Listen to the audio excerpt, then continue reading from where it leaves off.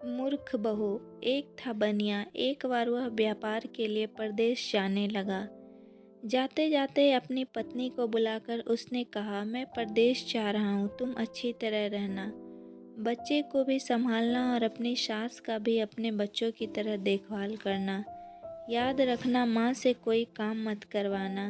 पत्नी ने बोला, ठीक है, मैं आपकी बात समझ गई, मैं वैसा ही करूँगी जैसा आपने बोला है, आप आराम से जाइए।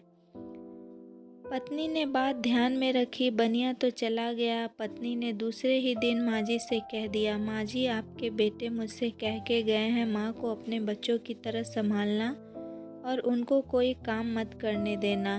अब आप घर का कोई काम मत कीजिए, आप तो इन बच्चों के साथ खेलिए, खाइए और मौज करिए।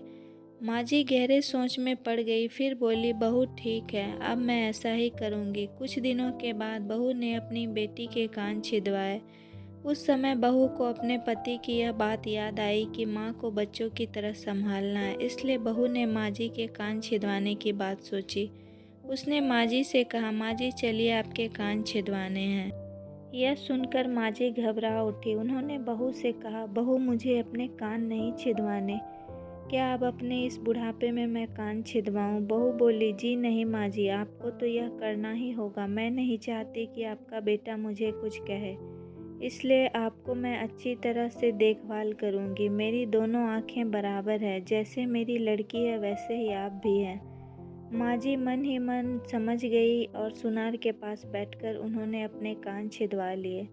सुनार ने कान छेदे और कान में धागा भी डाला। बहू जिस तरह रोज रोज लड़की के कान में तेल डालती थी, उसी तरह माँ जी के कान में भी तेल लगाती रही।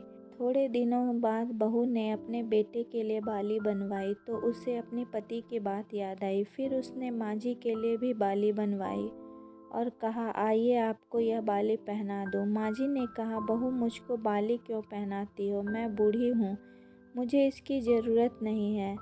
बाली तुम अपनी बेटी को पहनाओ, मुझको नहीं पहननी है। लेकिन बहू नहीं मानी, ज़बरदस्ती करके माँ जी को बाली पहना ही दी।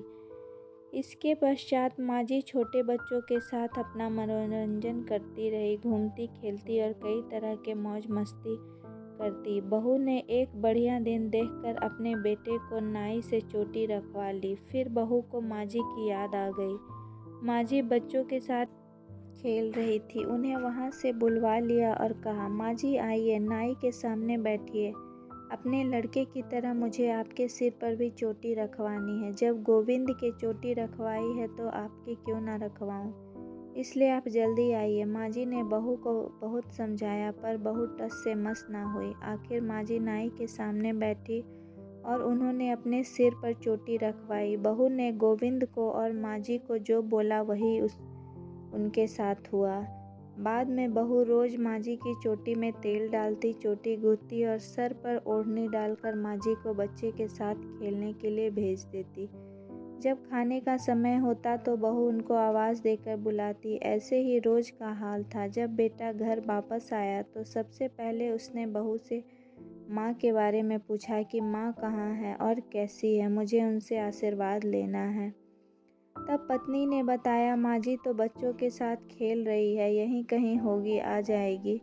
बेटा ने पूछा, क्या कहती हो माँ, गली में खेलने गई है? गली में तो बच्चे खेलते हैं, क्या बुद्धि है माँ, कहीं खेलने जाती है? बहू ने कहा, मैं तो माँ को खेलने भेजती हूँ, आपने कहा था ना कि माँ को बच्चों की तरह रखना, मैंने तो लड़की की तरह ही माँ के भी कान छिदवाए और कानों में बालियां पहनाई। जब लड़के की चोटी रखवाई तो मैंने माँ की भी चोटी रखवा ली थी। जब मैं सबको खेलने भेजती हूँ तो माँ को क्यों ना भेजूँ? मुझको सबके साथ एक सा व्यवहार करना चाहिए। पति समझ गया कि उसकी मूर्ख पत्नी की अकल का दिवाला निकल गया है। बाद में पति के कहने पर बहू ने माँ को पुकारा। माँ जी गली से खेलती खेलती आई और अपने बेटे को देखकर उनकी आंखों से आंसू छलकने लगी। माँ की हालत देखकर बेटा भी दुखी हो उठा। बहू की मूर्खता के लिए बेटे ने माँ से माफ़ी मांगी और बहू को खूब उल्टी सीधी सुनाई। तो मेरी यह स्टोरी आप लोग को कैसी लगी। अगर पसंद आई हो तो प्लीज़ लाइक करके हमारे चैनल को सब्सक्राइब ज़रूर करें। तो मिलूँगी नेक्स्ट स्टोरी के साथ, तब तक के लिए जय हिंद जय भारत।